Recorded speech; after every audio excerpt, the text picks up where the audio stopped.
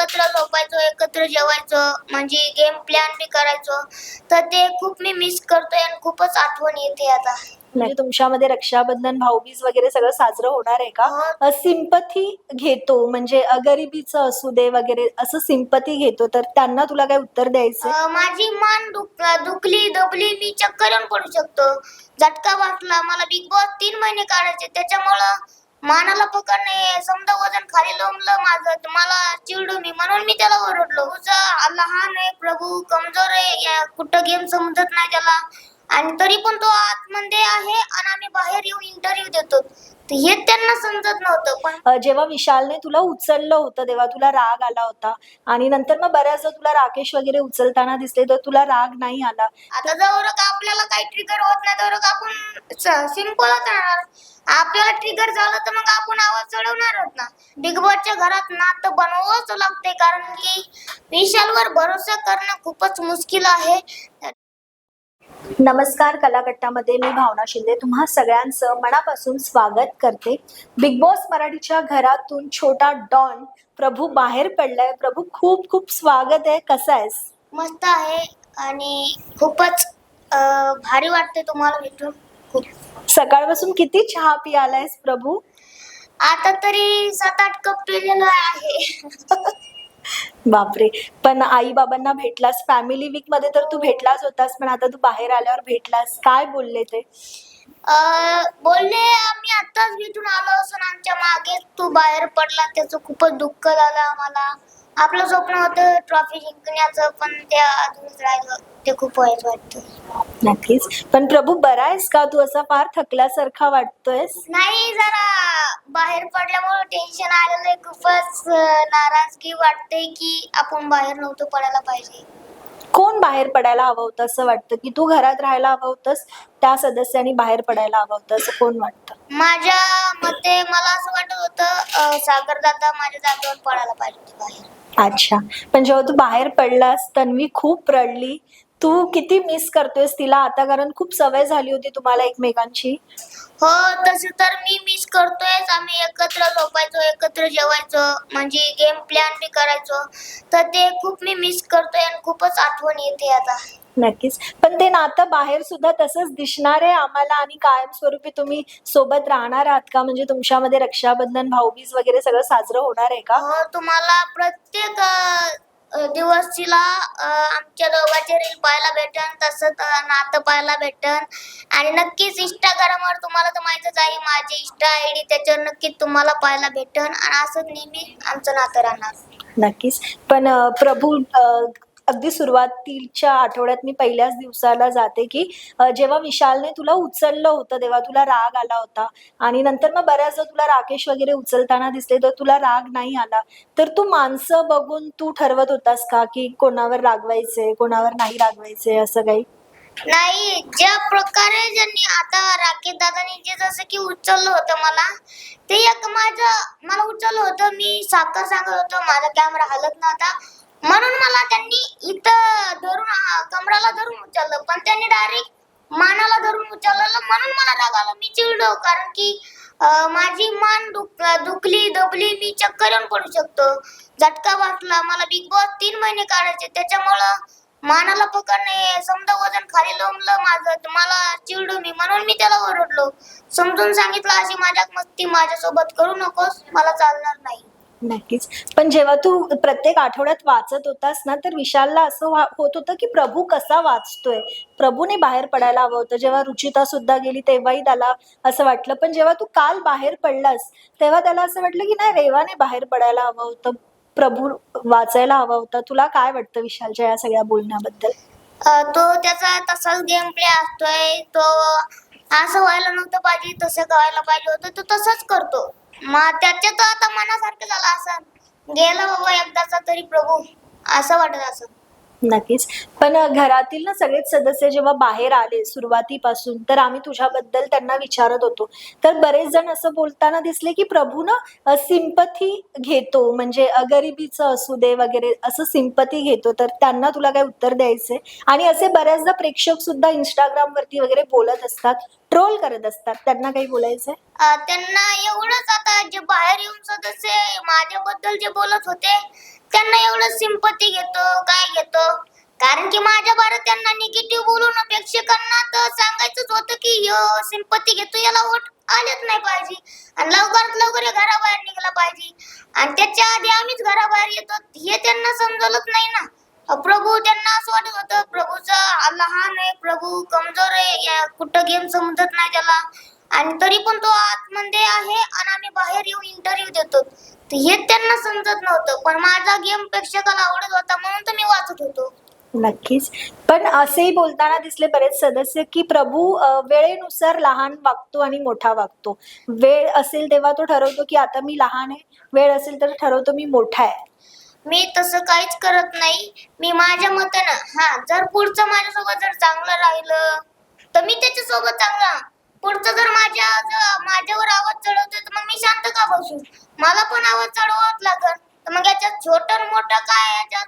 मी लहान वागतो. आता जवळ आपल्याला काही ट्रिगर होत नाही तर आपण सिंपलच राहणार. आपल्याला ट्रिगर झालं तर मग आपण आवाज चढवणारच ना. आणि तर त्या घरामध्ये जे राहतो आपण एकत्र, एकूण ऐकून घ्यायला थोडी राहतो. तर हे मला आवडत नव्हतं. मग मी बोलत होतो आणि त्यांना वाटत होतं यांनी गपचूपच राहावं, आमचं समजा बोलणं ऐकून घ्यावं. लहान तोंडाने त्यांना वाटत होतं आम्हाला बोलतोय, हे त्यांच्या मनात होतं. त्यांना त्याच्यामुळे वाटतं की सिंपती कार्ड करतोय. नक्की. तर तुला असं वाटतं की तुझा आवाज छोटा पडत असल्यामुळे किंवा तू वयाने सुद्धा लहान असल्यामुळे तुला दाबण्यात आलं, खाली दाबण्यात आलं असं कोणाकडून असं जाणवतं? नाही, कारण की मी तसं नाहीच त्याला दाबण्यात आलं. कोणाच्याच हाती लागू नाही शकलो. मी माझा गेम स्ट्रॉंग करीतच गेलो, एंटरटेनमेंट करीतच गेलो. आणि कोणाचं मला असं नाही झालं की मी दाबण्यात गेलो, हाईट छोटी, कमजोरी, असं मला नाही वाटलं कधीच. नाही. आणि असेही प्रेक्षक बोलतात किंवा लोक म्हणतात की तन्वी बरोबर असतो म्हणूनच फक्त दिसतो, किंवा मध्ये मध्ये मग तू राखी बरोबर राहायला लागला पण तू चुकीचा दिसलास, तर फक्त दिसण्यासाठी तू त्यांच्या सोबत राहत होतास का? नाही, माझा गेम होता. आणि हे तसं की तन्वीचं आणि माझं नातं आहे, तिच्या बरोबर उठतो बसतो आणि तिच्यामुळेच मी दिसतो, तर तसं काहीच नाही आहे. आणि मी डिसिजन घेत होतो ते काय तन्वीमुळेच मी डिसिजन नव्हतो घेत. तिघं सांगायचे की प्रभू तू असं चुकी करतोय, ते करतोय. मग त्या टायमालाच मी ठरवलं असतं, तू सांगतेस मी नाही करणार आता. मग तेव्हा ठरलं असतं की हे तन्वीचं ऐकूनच करतोय. मी कोणाचंच ऐकत नव्हतं. मी बोलत होतो नाही मला करायचंय, मला गेम माझा दाखवायचा आहे. तू तुझा गेम खेळ, मी माझा गेम खेळतो. मी तुला थांबवत नाही, तुला कोणत्या गोष्टीला तू मला थांबवू नको. संध्याकाळी आपण बहीण भाऊ राहू. तर हे मी बोललो होतो. त्याच्यानंतर मग तसंच आमचा गेम चालू राहिला. आम्ही कोणाला थांबत नव्हतो. बिग बॉसच्या घरात नातं बनवावंच लागते, कारण की आपल्याला घरच्याची सवय असते आणि तिथं राहणं 3 महिने काढणं एकदम खतरनाक होऊ शकते. त्याच्यामुळं आमचं नातं स्ट्रॉंग झालं आणि आमचा गेम बी स्ट्रॉंग होता. आणि समजे स्ट्रॉंग प्लेअर बाहेर गेले, त्यांना वाटलं प्रभूंनी जावं, पण माझ्या पद्धतीनं माझा गेम स्ट्रॉंग होता म्हणून मी टिकून राहिलो इतके दिवस. आणि आता जो शेवटचा कॅप्टन्सी टास्क पार पडला, तर विशाल आणि तन्वी मध्ये बोलणं जर झालं असतं आणि तन्वीने जर रिक्वेस्ट केली असती तर विशालने तुझं नाव घेतलं असतं आणि मग कदाचित तू कॅप्टनही झाला असतास आणि तू आज बाहेरही पडला नसता. तर तुला असं वाटतं का की तन्वीमुळेच तू आज बाहेर आलायस? नाही, मला नाही वाटत असं, की कारण की विशालवर भरोसा करणं खूपच मुश्किल आहे. भलेही तिनं डील दिली असती तर तो जर असं बोलला असता, बघा तन्वीनं माझ्यासोबत डील केली पण मी तिथं बोलती सारखं सारखं मी दुश्मन आहे, इथं दुश्मन आहे, बाहेर गेलो पण दुश्मनच राहणार. पण बघा माझ्यासोबत डील केली दुश्मनासोबत, पण मी तुझी डील नाही घेत जा, मला प्रभूलाच काढायचंय. मग काय करायचं? आम्हाला त्याची स्ट्रॅटेजी कळत होती की असं पण होऊ शकतं, म्हणून तिनं तसं केलं नाही. मी पण बोललो माझ्यासाठी खेळ जाऊ नको, तू तुझ्यासाठी खेळ, कारण की तर लोकांना फक्त निमित्त पाहिजे. तू त्याच्यासाठी खेळते, स्वतःचा गेम दाखवत नाही, त्याच्यामुळं आपण आपल्यासाठी खेळा आम्ही सांगितलं होतं. नक्कीच. आणि तेव्हा तू असं म्हणालास की विशाल मी भीक मागतो तुझ्या पुढे, आणि परवा जेव्हा तू आणि तन्वी बसून बोलत होतात तर तन्वी तुला म्हणाली की तू असं बोललास की मी भीक मागतो, तिथे विशाल मोठा झाला. तेव्हा तू बोललास की हाच तर माझा गेम होता. तर ते ठरवून बोलला होतास तू की गेम म्हणून बोलला होतास? नाही, त्या टायमाला मला खूपच गरज होती उमेदवारीसाठी.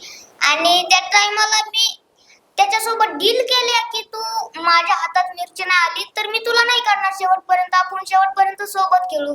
तो पण बोलला, हा प्रभू मी वाईल्ड कार्डलाच आधी बाहेर काढीन, मी तुला शेवटपर्यंत घेऊन चालेल, तुला मी माझ्या हातात मिरची आल्यावर मी तुला नाही करणार. तर आमची अशी डील झाली. तर मग चला आता या खुशीमध्ये चहा बनव. मी त्याला चहा बनवून पण पाजला. परत तो हे पण बोलला होता, गावाकडे आल्यावर चहा पाशील का? म्हणलं हा, 1 कप नाही 2 कप पाहिजे. तर ही आमची डील झाली. परत तो बोलते तन्वीसाठी मी डील नाही केली, असं केलं. आणि त्याच्यानंतर मग त्यांनी तरी पण डील मोडली माझी, धोका दिला. तर मग मी असं बोललो की ऐकतच नाही मी पहिल्यापासून. म्हणजे मला मनात असं होतं की मी पहिल्यापासून मी इतकं 100% देतोय, प्रत्येक वारीस उमेदवारी भेटती आणि डायरेक्ट यू खाली जाती. ह्या बारीस पण तसंच व्हायलंय. आता 12वा आठवडा कदाचित, माहिती नाही आता कोण जाईल कोण नाही. तर मला त्याची भीती वाटते. त्याच्यामुळे बोललो आपण भीक मागल्याने थोडी काय व्हायलंय. तर त्याला बोललो, म्हणलं त्याला तरी थोडीफार दया येईल.